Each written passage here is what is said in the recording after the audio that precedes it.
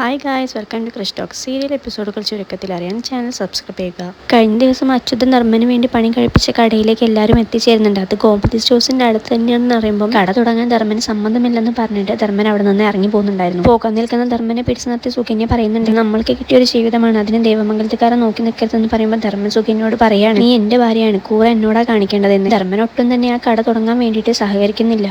കാര്യങ്ങളൊക്കെ കൈവിട്ട് പോകുമെന്നായ അച്യുതൻ, ഞാൻ ഈ കട മനഃപൂർവ്വം ഇവിടെ വന്ന് തുടങ്ങിയതല്ല, വേറെ സ്ഥലവും കടയൊന്നും കിട്ടിയിരുന്നില്ല, അതുകൊണ്ടാണ് ഇവിടെ തുടങ്ങിയത്. നിനക്കെങ്കിലും ഒരു ജീവിതം ആയിക്കോട്ടെ, നീ ജീവിച്ചോട്ടെ എന്ന് കരുതിയതാണ് ഞാൻ. നിനക്കതിന് സമ്മതമില്ലെങ്കിൽ വേണ്ട. എന്നിട്ട് അവിടെ നിന്ന് അലോകിനോട് അച്യുതൻ കടയുടെ ബോർഡ് എടുത്ത് മാറ്റാനും സാധനങ്ങളൊക്കെ നീ കിട്ടണ വിലക്ക് വിറ്റോ എന്നൊക്കെ പറയുന്നുണ്ട്. ഇത് കേട്ടിട്ടാണ് ഇന്ദിരാമ അവിടേക്ക് വരുന്നത്. എന്നിട്ട് അമ്മ ധർമ്മനോട് പറയുന്നുണ്ട്, എന്റെ മനസ്സിൽ നിന്നെ കുറിച്ചുള്ള ചിന്തകളായിരുന്നു ഇത്രയും നാൾ. എന്റെ മക്കൾ നിനക്ക് മാത്രമാണ് ഒരു നല്ല ജീവിതം കിട്ടാതിരുന്നത്. ഇത്രയും കാലം നീ ഗോമതി സ്റ്റോഴ്സിൽ നിന്നില്ലേ. ഈ കട ഇവിടെ തുടങ്ങുന്നതിൽ ബാലനും വീട്ടുകാർക്കും എന്തായാലും സന്തോഷം ഉണ്ടാവുള്ളൂ. അവർ തെറ്റിദ്ധരിക്കൊന്നുമില്ല. ഇനി അങ്ങനെ എന്തെങ്കിലും ഉണ്ടെങ്കിൽ തന്നെ ഞാൻ അവരോട് പറഞ്ഞ് മനസ്സിലാക്കാമെന്ന്. ഈ കടയ്ക്ക് എന്റെ പേരിട്ടതിനല്ല, മറിച്ച് നിനക്ക് നല്ലൊരു ജീവിതം കിട്ടുമല്ലോ എന്ന് ആലോചിച്ചായിരുന്നു. എന്തൊരു സന്തോഷം. ഇപ്പോൾ ഇത് നടന്നിട്ടില്ല എന്നുണ്ടെങ്കിൽ ഞാൻ ചിലപ്പോൾ ജീവനോടെ വീട്ടിലെത്തില്ല. എന്റെ കണ്ണടയുന്നതിന് മുമ്പെങ്കിലും എനിക്ക് നിന്റെ നല്ലൊരു ജീവിതം കാണണമെന്നൊക്കെ ഇന്ദിരാമ പറയുമ്പം ധർമ്മൻ സഹി കെട്ടിട്ട് കട ഉദ്ഘാടനം ചെയ്യാൻ വേണ്ടിയിട്ട് സമ്മതിക്കുന്നുണ്ട്.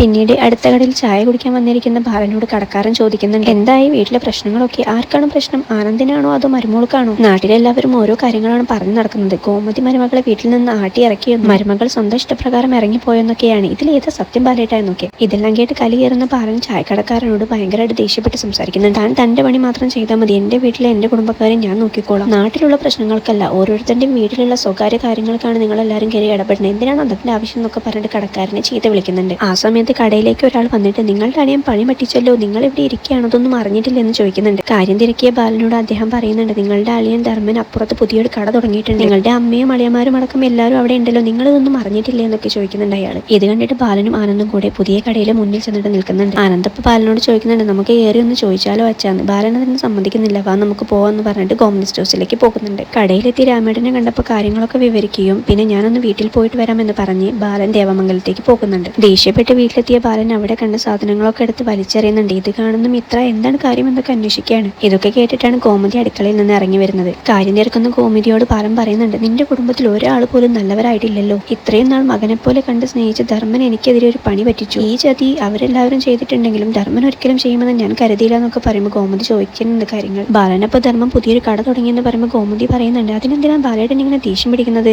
അത് നല്ലൊരു കാര്യമല്ലേ. പുതിയൊരു കട തുടങ്ങിയിട്ടുണ്ടെങ്കിൽ അവന് പുതിയൊരു ജീവിതം കിട്ടിയതുപോലെയല്ലേ. ഇത്രയും കാലം അവൻ ഗോമതി സ്റ്റോഴ്സ് നിന്നില്ലേ, എല്ലാ കാലവും അവൻ അവിടെ നിൽക്കാൻ പറ്റില്ലല്ലോ, അതിനാണോ ബാലേട്ടൻ ദേഷ്യം പിടിക്കുന്നത്? ഇതൊക്കെ പറഞ്ഞ് ഗോമതി സന്തോഷിക്കുന്നുണ്ട്. ഇത് കണ്ട ബാലന് പിന്നെയും ദേഷ്യം വരികയാണ്. ബാലന്റെ ദേഷ്യം കണ്ടിട്ട് മിത്ര അപ്പച്ചിയോട് പറയുന്നുണ്ട്, അതല്ലല്ലോ വേറെ എന്തോ ഒരു കാര്യമുണ്ടെന്ന്. എന്താ കാര്യം ബാലേട്ടാന്ന് ചോദിക്കാനായി ഗോമതി പിന്നെയും ബാലന്റെ അടുത്തേക്ക് വരികയാണ്. അപ്പോഴാണ് ബാലൻ പറയുന്നത്, ധർമ്മൻ പുതിയ കട തുടങ്ങിയത് ഗോമതി സ്റ്റോഴ്സിന്റെ തൊട്ടടുത്തായിട്ടാണ്. അത്ര അടുത്തൊരു കട തുടങ്ങിയിട്ടുണ്ടെങ്കിൽ നമ്മുടെ കടയുടെ കച്ചവടം ഇല്ലാതാവില്ല. ഇതൊക്കെ അവൻ അറിയുന്ന കാര്യങ്ങളല്ലേ. എല്ലാം അറിഞ്ഞു വെച്ചിട്ടും അവൻ ഇങ്ങനെ ചെയ്യണമെന്നുണ്ടെങ്കിൽ അത് മനഃപൂർവ്വം ചതിക്കാൻ വേണ്ടിയിട്ടാണ്. എനിക്കിപ്പോൾ മനുഷ്യരെ മനസ്സിലാവുന്നില്ല. ആരൊക്കെ എപ്പോഴൊക്കെ ചതിക്കുമെന്ന് അറിയില്ല. സ്വന്തമെന്ന് കരുതി സ്നേഹിച്ചവരൊക്കെ ഇപ്പൊ എന്നെ ചതിക്കാണ്. ആ ലിസ്റ്റിൽ ഇനി ആരൊക്കെ ഉണ്ടെന്ന് കണ്ടു തന്നെ അറിയാമെന്ന് ബാലൻ പറയുമ്പോൾ ഗോമതി ദേഷ്യം പിടിച്ചിട്ട് ഇതെനിക്ക് അവരോട് ചോദിക്കണമെന്ന് പറഞ്ഞ് പുറത്തേക്ക് പോകാൻ വേണ്ടി ശ്രമിക്കുകയാണ്. ആ സമയത്ത് മിത്ര ഗോമതിയെ പിടിച്ചു വെക്കുന്നുണ്ട്. ഇതെല്ലാം കണ്ടിട്ട് ബാലൻ പറയുന്നുണ്ട്, ഓ നീ ചെല്ല്, നീ ചെന്നിട്ട് എന്തിനാണ് അവിടെ ചെന്നിട്ട് ആ കട പൂട്ടണമെന്ന് അവനോട് പറയാനോ? നീ പറയേണ്ട താമസം അവൻ ആ താക്കോലെടുത്ത് നിന്റെ കയ്യിൽ തരും. ഇത് കേട്ട് വിഷമിക്കുന്ന ഗോമതി ബാലനോട് പറയുന്നുണ്ട്, എല്ലാവരും നമ്മളെ ചതിക്കുകയാണല്ലോ, ഒന്നും മനസ്സിലാവുന്നില്ല. എന്നാലും ധർമ്മൻ ഈ കൊടുംചതി ചെയ്യുമെന്ന് ഞാൻ വിചാരിച്ചില്ല. ബാലൻ സ്വന്തം മകനെ പോലെയല്ല അവിടെ കരുതിയിരുന്നത്. ഇവരുടെ ഈ സംസാരമൊക്കെ കേട്ടിട്ട് മിത്ര ബാലനോട് പറയുന്നുണ്ട്, ചെറിയച്ഛൻ അറിഞ്ഞുകൊണ്ട് ഇങ്ങനെ ഒരു ചതി ചെയ്യില്ല, അതിന്റെ പിന്നിൽ വേറെ എന്തോ ഒരു കാര്യമുണ്ടെന്ന്. അപ്പൊ ബാലൻ പറയുന്നുണ്ട്, ഒരിക്കലല്ല, നീ ചെറിയച്ഛനെ കൂട്ടുപിടിക്കണ്ട, അവൻ നമ്മളെ ചതിക്കണമെന്ന ഉദ്ദേശത്തോടെ ചെയ്തതാണ് ഇതൊക്കെയെന്ന് പറഞ്ഞിട്ട് അവരെല്ലാവരും കൂടെ സങ്കടപ്പെടുന്നുണ്ട്. പിന്നീട് പുതിയ കടയിൽ കാര്യങ്ങളൊക്കെ നോക്കി നിൽക്കുന്ന ധർമ്മന്റെ അടുത്തേക്ക് ഇന്ദിരാമ വന്നിട്ട് ധർമ്മനോട് പറയുന്നുണ്ട്, ഞാൻ നേരത്തെ പറഞ്ഞതിനൊന്നും മോൻ എന്നെ ശപിക്കരുത്. ഞാൻ നിന്റെ നല്ലൊരു ജീവിതം കാണാൻ വേണ്ടിയിട്ട് ആഗ്രഹം കൊണ്ട് പറഞ്ഞതാണ്. എന്താ അമ്മ എങ്ങനെയൊക്കെ പറയുന്നത്? ഞാൻ അങ്ങനെ ചിന്തിച്ചും കൂടെ ഇല്ല എന്നൊക്കെ ധർമ്മൻ ആ സമയത്ത് പറയുന്നുണ്ട്. അപ്പോഴാണ് അച്യുതൻ അങ്ങോട്ട് വന്നിട്ട് സംസാരിച്ച് നിൽക്കാതെ രാഹുകാലത്തിന് മുമ്പ് ധർമ്മൻ കയറി ക്യാഷ് കൗണ്ടറിൽ ഇരിക്കണമെന്ന്. ഇത് കേട്ടിട്ട് ധർമ്മൻ അതിന് സമ്മതിക്കുന്നില്ല. ഇതെന്നെ എന്റെ താല്പര്യമില്ലാതെ ചെയ്ത കാര്യമാണ്, ഇനി ഇതിനും കൂടെ എന്നെ നിർബന്ധിക്കരുതെന്ന്. അത് കേട്ടിട്ട് അവിടെ നിന്ന് സുകന്യ അച്യുതേട്ടനോട്, ധർമ്മേട്ടനെ ഇരിക്കില്ലെങ്കിൽ ഞാൻ ക്യാഷ് കൗണ്ടറിൽ ഇരുന്നോളാമെന്ന് പറഞ്ഞിട്ട് അവിടെ പോയി ഇരിക്കുന്നുണ്ട്.